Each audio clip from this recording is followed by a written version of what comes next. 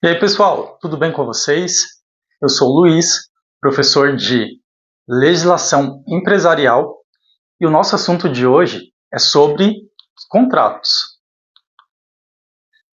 Os contratos nada mais é do que um conjunto de decisões tomadas por pessoas. E essas decisões, elas consistem em formular um pacto, formular um trato entre duas ou mais pessoas. Esse contrato ele consiste em impor direitos, impor obrigações para os contratantes. É importante frisar que, quando eu falo em contratos, eu não estou falando do contrato que a gente vê no papel. O contrato ele é algo invisível. O contrato nada mais é do que a vontade das partes, a vontade de contratar.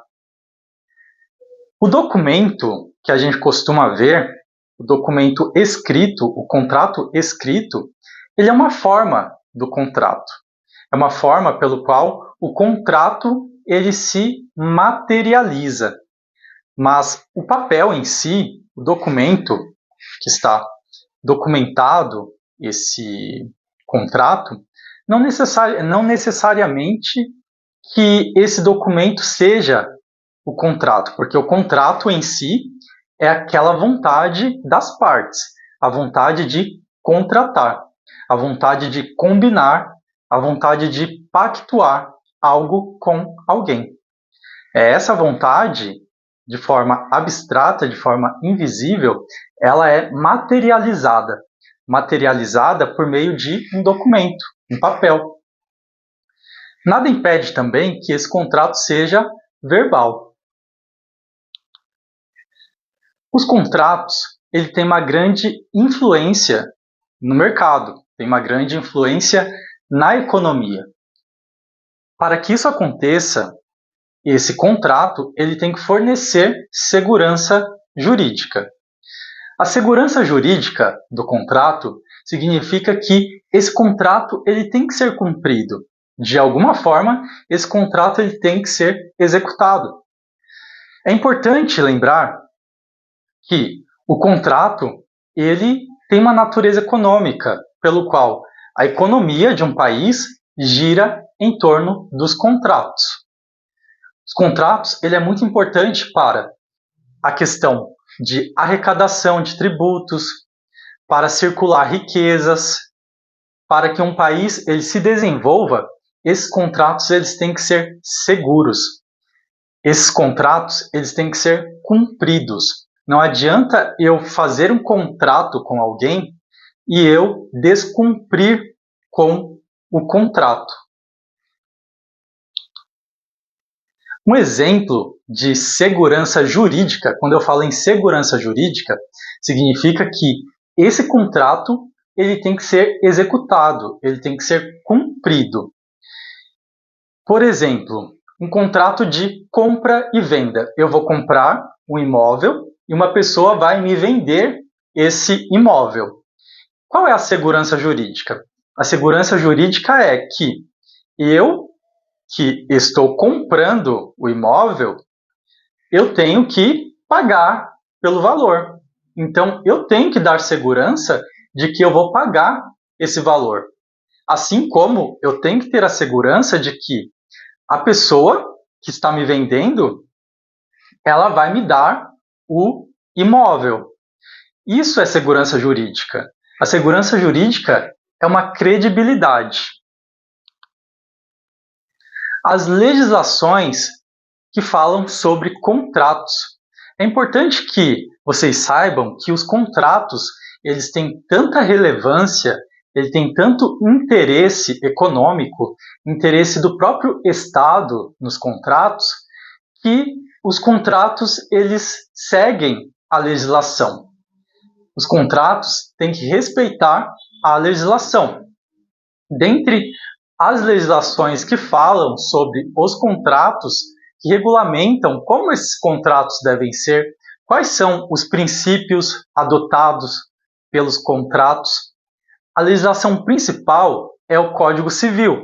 O Código Civil é uma lei civil pelo qual vai regular direitos, obrigações, vai regular o direito de família, vai regular o direito imobiliário, vai regular o direito contratual. Então, o Código Civil é uma lei civil que fala sobre os contratos também. Então, o Código Civil, que é uma lei, ela vai ter um capítulo próprio que fala sobre os contratos. Existem também outras legislações que vão tratar sobre os contratos. Dentre elas, é a lei do inquilinato. Na lei do inquilinato, digamos que é uma lei que fala sobre a locação de imóveis. Então, a lei do inquilinato ela vai tratar sobre contratos de locação. A lei de incorporação imobiliária, ela também vai trazer questões contratuais envolvendo imóveis na planta. Uma legislação de suma importância, porque a maioria dos imóveis vendidos, que são os apartamentos, são por meio de contratos do qual existe um imóvel na planta, um imóvel em construção. Existe um projeto do qual você vai comprar esse projeto. Então, trata de uma lei que fala sobre contratos de imóveis na planta. Os contratos envolvendo o consumidor, que são os contratos regidos pelo CDC, que é o Código de Defesa do Consumidor. A economicidade dos contratos. Os contratos em si, eles guardam uma natureza econômica. Os contratos, eles guardam a economicidade. A economicidade significa que os contratos, eles têm uma natureza econômica, do qual essa natureza econômica consiste em circulação de riquezas.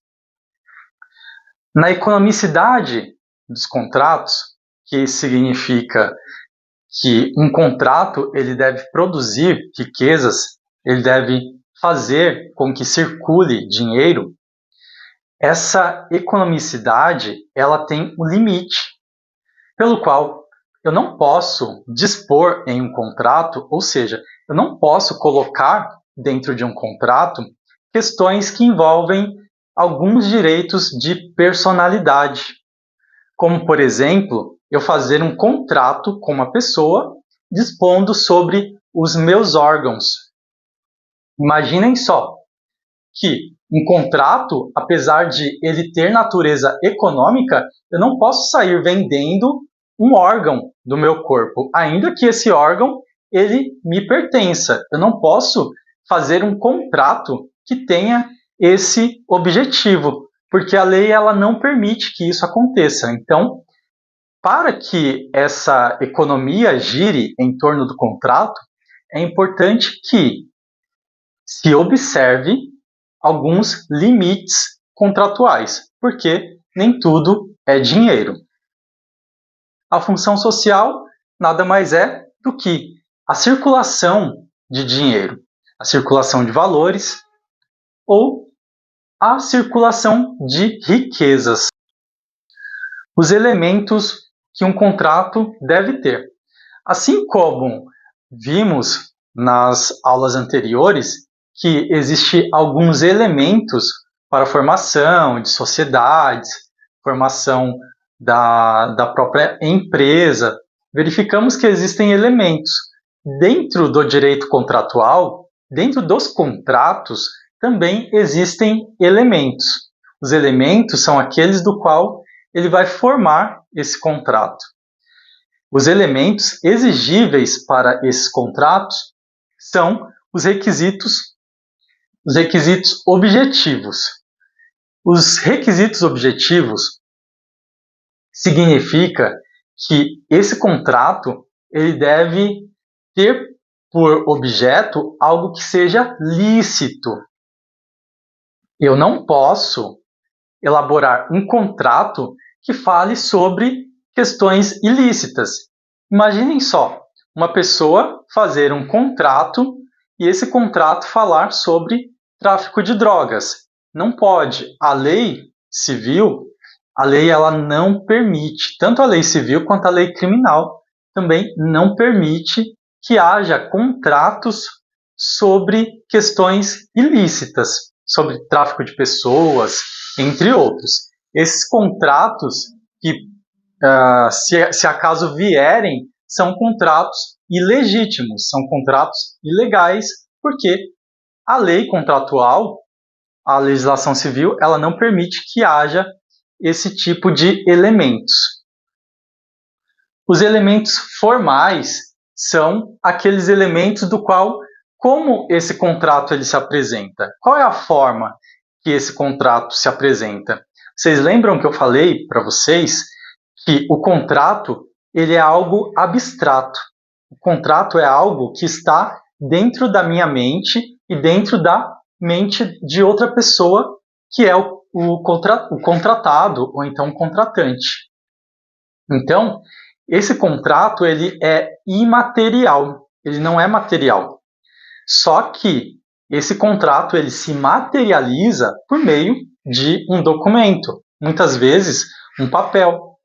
Nada impede, como eu falei para vocês, que esse contrato seja verbal.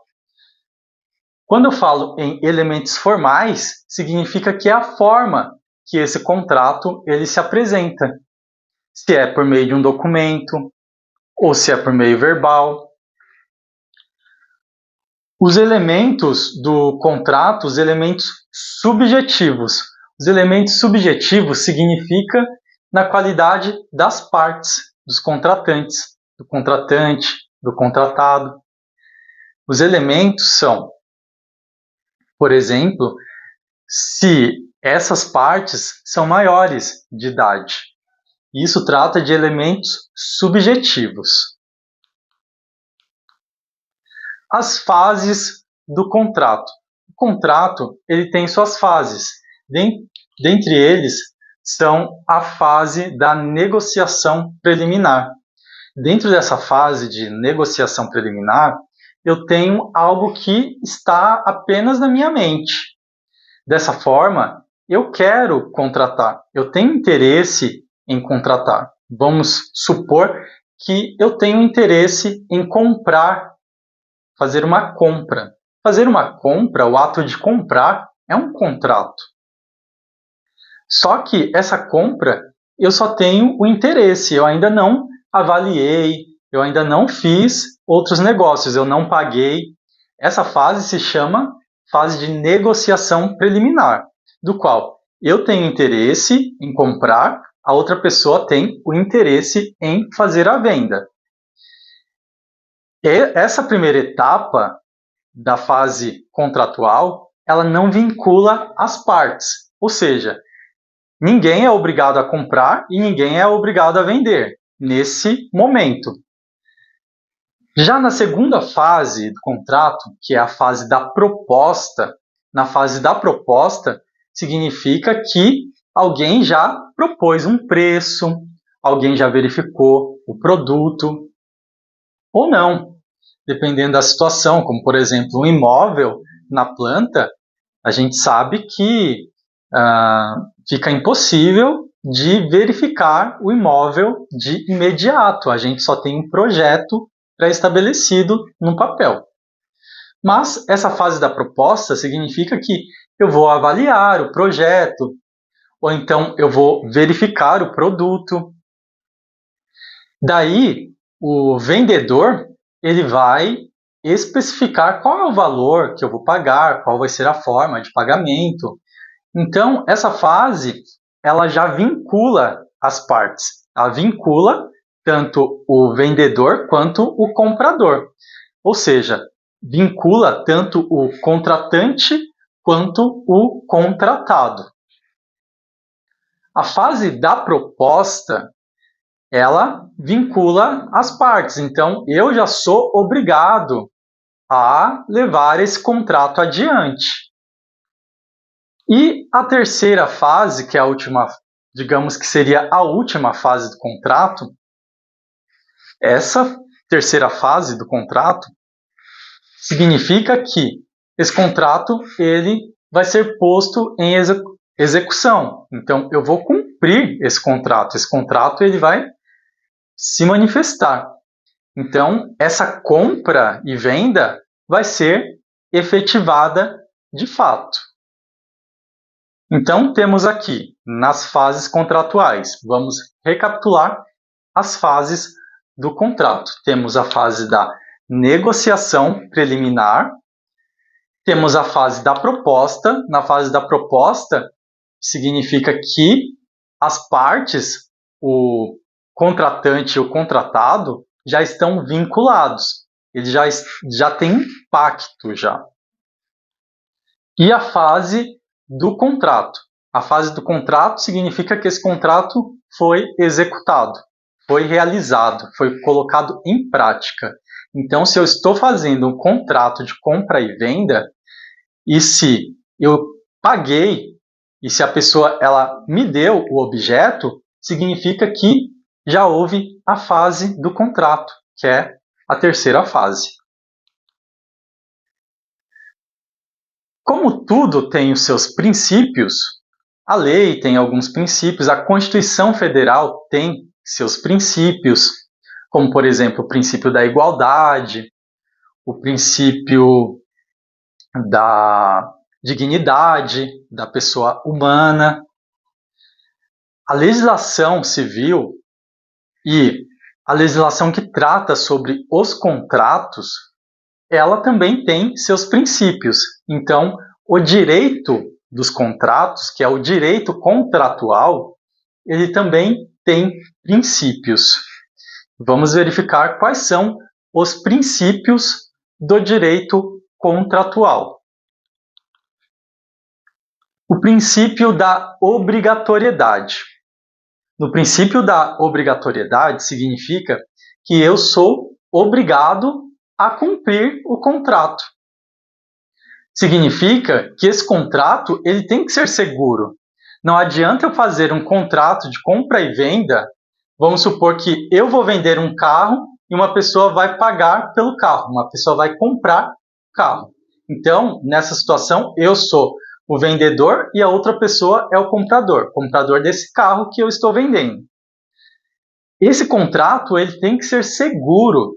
Ele tem que ser seguro ao ponto de eu fazer essa venda, essa compra. O princípio da obrigatoriedade, ele também tem um nome. Esse nome é bem específico, que é em latim. Ele se chama pacta sunt servanda. Pacta sunt servanda.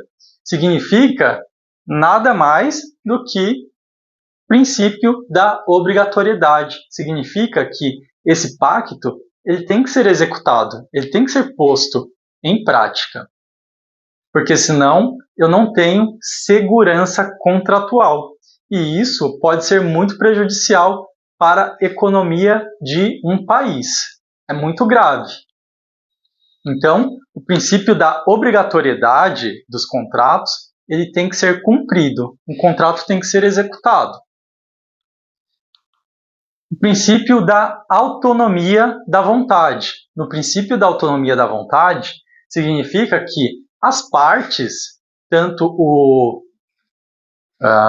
contratante quanto o contratado, que são as partes de um contrato, essas partes elas têm a livre negociação. Elas podem negociar, elas podem estabelecer cláusulas no contrato, ela pode falar o que ela quer dentro desse contrato, qual é o valor desse serviço, ou desse bem, ou dessa mercadoria. Eu estipulo livremente.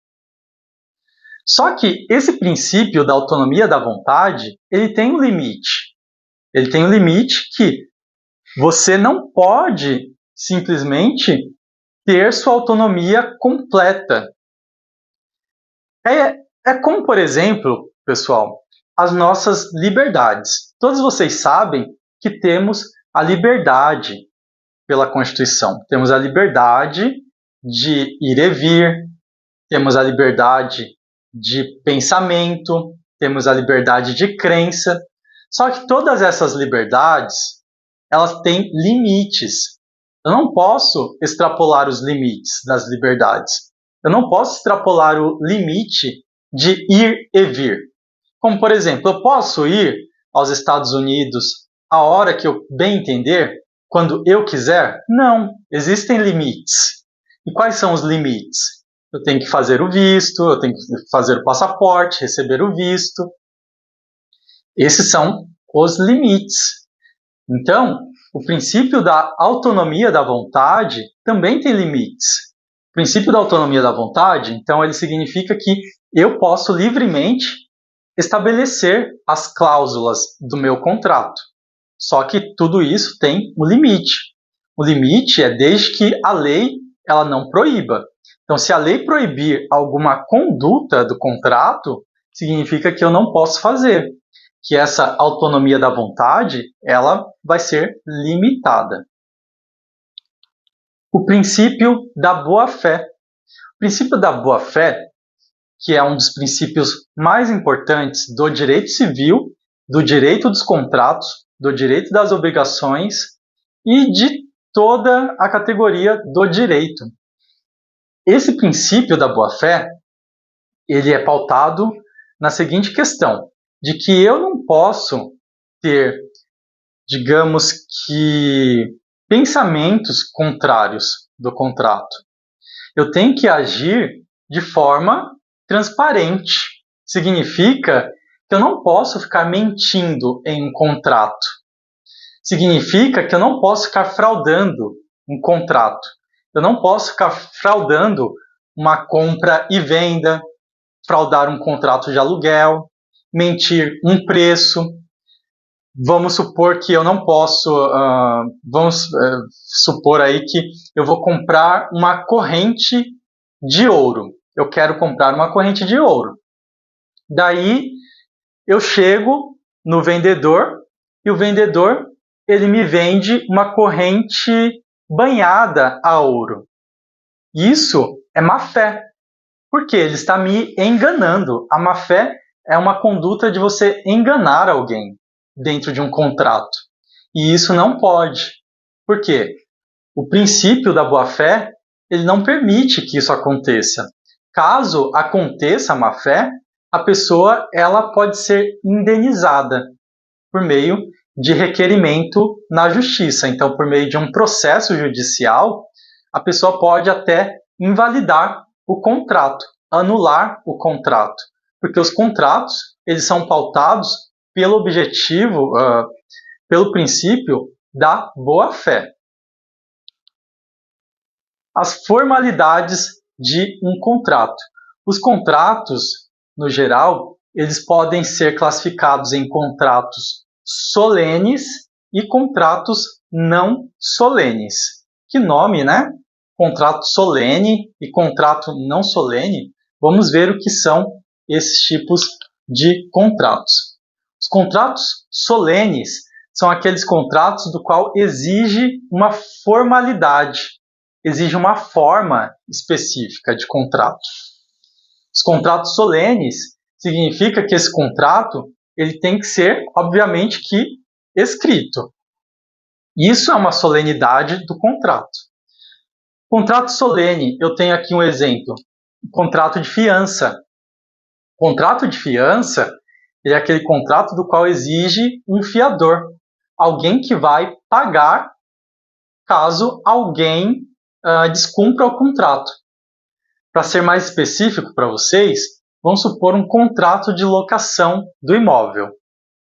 Então, eu contrato um serviço de locação, então eu sou o contratante, daí eu preciso adquirir um imóvel alugado. Daí a pessoa que está alugando o imóvel, ela vai falar, olha, Luiz, eu alugo para você, mas eu preciso de um fiador. Significa que uma terceira pessoa vai entrar dentro desse contrato de aluguel. Essa terceira pessoa ela vai se responsabilizar caso eu não pague as minhas mensalidades do aluguel. Então, o fiador, ele entra dentro desse contrato por meio do contrato de fiança. Esse contrato de fiança é um contrato solene. Por que um contrato solene? Porque esse contrato ele deve obrigatoriamente ser escrito. Eu não posso colocar um fiador dentro de um contrato sem que esse contrato seja escrito, porque senão vai ser um contrato nulo. Lembrando que, como eu falei para vocês, alguns contratos eles permitem que seja um contrato verbal. Contrato de locação, de alugar um imóvel, de alugar uma casa, pode ser um contrato verbal, não tem problema. Só que, se tiver um fiador, esse contrato ele tem que ser escrito, eu tenho que colocar esse fiador, instrumentalizar dentro desse documento escrito. Essa é uma solenidade, é uma formalidade do contrato. O pacto antenupcial. Que nome, né? Nome estranho. Contrato, pacto antenupcial. Significa que é aquele pacto de núpcia. Quando uma pessoa ela se casa com alguém, ela precisa fazer um contrato pré-nupcial. Ela só faz esse contrato se ela quiser outros regimes de casamento, como, por exemplo, regime de separação total de bens. Nesse caso, para que ela requeira, para que ela faça o requerimento desse regime, para que separe os bens dela, bem dela e do cônjuge, nesse caso ela precisa fazer uma escritura pública. A escritura pública é uma forma, é uma solenidade de um contrato. Os contratos de compra e venda de imóveis acima de 30 mil reais. Acima de 30 mil, não, desculpa.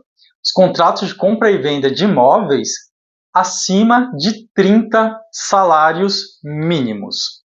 Então, os contratos acima de 30 salários mínimos, contrato de compra e venda de imóveis, esses contratos eles têm que ser por escritura, de preferência, e que esse contrato ele seja levado ao registro. Então, é obrigatório levar o contrato para registro, porque senão vira um contrato de gaveta. Vocês já ouviram falar do contrato de gaveta? Contrato de gaveta é aquele contrato do qual ele precisa cumprir uma formalidade, só que ele acaba não cumprindo essa formalidade. Ele fica arquivado. Então, seria um contrato que eu deveria levar para um cartório de registro, só que eu simplesmente não levo. Eu deixo ele guardado. Por isso que o nome é contrato de gaveta. Lembrando que quando eu falo de imóveis, que o valor desse imóvel ultrapassa o valor de 30 salários mínimos, nesse caso, eu preciso registrar esse contrato. Eu vou fazer esse registro no cartório de registro de imóveis. Então, isso significa que é uma solenidade, significa que é uma formalidade do contrato. Os contratos não solenes. Os contratos não solenes são aqueles contratos do qual não tem formalidade nenhuma. Eu posso escrever o contrato, posso escrever manual, ou então eu posso digitar, ou então eu posso fazer na máquina de escrever, ou então eu posso combinar verbalmente, fazer um contrato verbal pelo qual eu não preciso escrever. O contrato verbal é uma forma de contrato não solene. Por quê? Não exige uma formalidade. O exemplo de contrato não solene é quando a gente vai para o mercado. Quando vamos ao mercado fazer compras, então eu faço as compras, pago e pronto. Isso é um contrato também. Quando eu faço essa compra no mercado, quando eu compro uma mercadoria dentro de um supermercado, essa mercadoria que eu comprei foi feito um contrato, só que um contrato verbal. Eu não escrevi nenhum contrato. Eu não combinei com a pessoa, não coloquei aquilo dentro de um papel. Lembrando que aquela nota fiscal, o comprovante fiscal, não é um contrato.